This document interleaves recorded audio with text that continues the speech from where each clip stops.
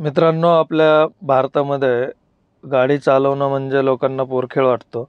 आता ओव्हरटेक करताना बघा आपण काळजी काय घेतो आणि कसं गाड्यांची ओव्हरटेक काही-काही जण तर काहीही काळजी घेत नाहीयेत. समोरचा वाचवतो त्यांना म्हणून ते वाचलेले असतात. आता या व्हिडिओमध्ये आपल्याला तेच पाहायला भेटेल, की या टेम्पोवाले समोर चाललेल्या टेम्पोवाल्या भाऊंनी समोरून येणाऱ्या मांजावाल्या भाऊला वाचवलं म्हणूनच ते वाचले गेले, नसतर काही खरं नव्हतं.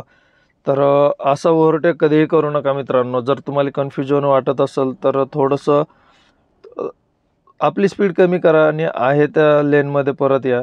पण असं रिस्क घेण्याची कधीही चूक करू नका. आता इथं बघा, जर समजा ह्या टेम्पोवाल्या भाऊंनी जर त्यांना वाचवलं नसतं तर किती मोठा म्हणजे अपघात झाला असता आणि समोरच्याच्या जीविताला पण हानी झाली असती. एवढा मोठा अपघात झाला असता हा.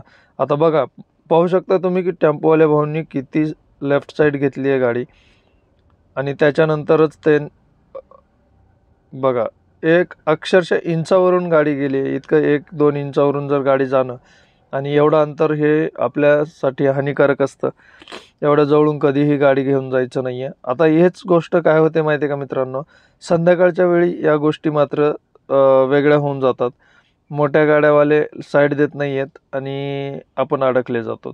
आणि याच्यात अजून एक आहे मित्रांनो, या पांढऱ्या कलरचे चायना बल्ब जे लावतात मोठ्या गाड्यांना, त्याच्यामुळं पण कधी-कधी अंदाज येत नाही आहे. आणि इथं या व्हिडिओमध्ये या ॲक्सिडेंटमध्ये तेच झालेलं आहे, की त्यांना समोरून येणाऱ्या ट्रकचा अंदाज आला नाही आहे आणि ॲक्सिडेंट झाला. तर असं कधीही करू नका मित्रांनो. आणि सगळ्यात महत्त्वाचं म्हणजे मोठ्या गाड्यांनाही हे जे अप्पर डिप्पर नसतं, समजा सिंगल बल्ब जे असतात ना, तर ते बल्ब कधीही लावू नका. त्याच्यामुळं बघा समोरच्या फॅमिलीचं किती नुकसान होऊ शकतं. तर हे हे उदाहरण सगळ्यात मोठं आहे मित्रांनो. आता इथं जर छोट्या लाईट्स असत्या तर यांना त्या गाडीचा अंदाज आला असता, गाडी किती दूर आहे, किती नाही आहे. आणि ट्रकवाल्या भाऊंनी पण त्या लाईट्स बंद करण्याची मेहरबानी केली नाही आहे. त्यांना तसं काही वाटलं पण नाही आहे, की आपण समोरून गाडी येते आणि आपण या ठिकाणी आपल्या लाईट्स छोट्या कराव्यात, नाहीतर आपण ब्रेक दाबावं. तर सरळ-सरळ यांनी डायरेक्ट गाडीवरती गाडी टाकली आहे. तर असं कधीही करू नका. कसं समोरून येणारी फॅमिली असते, कोणीही असू शकतं, एकाधिक लोक असतात. आता इथं म्हणतात की 5 जण होते. 5 जण जर असतील तर डेफिनेटली आणि पाचहीच्या पाचही जणांची इथं डेथ झालेली आहे. तर असं कधीही करू नका. आता सरकारला पण याच्यामध्ये माझी विनंती आहे, परिवहन मंत्र्यांना पण, की जे आता हे मोठ्या गाड्यांना, ट्रॅव्हल्सला, लक्झरी बसेसला, परत आपले जे लाईनवरती चालणाऱ्या गाड्यांना, या अशा प्रकारच्या पांढऱ्या लाईट्स असतात.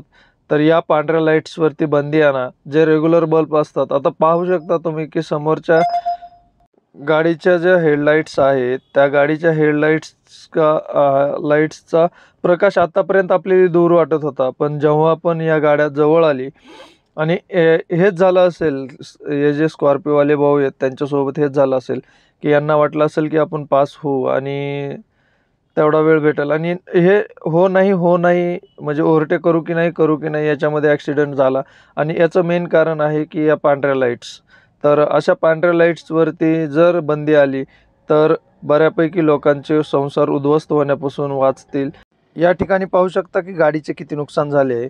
तर याला सगळ्यात मोठी जबाबदार कोण? तर हे जे आपली सिस्टम आहे मित्रांनो, हे पांढऱ्या लाईट्सवरती बंदी का आणत नाही आहेत हेच मला कळत नाही आहे.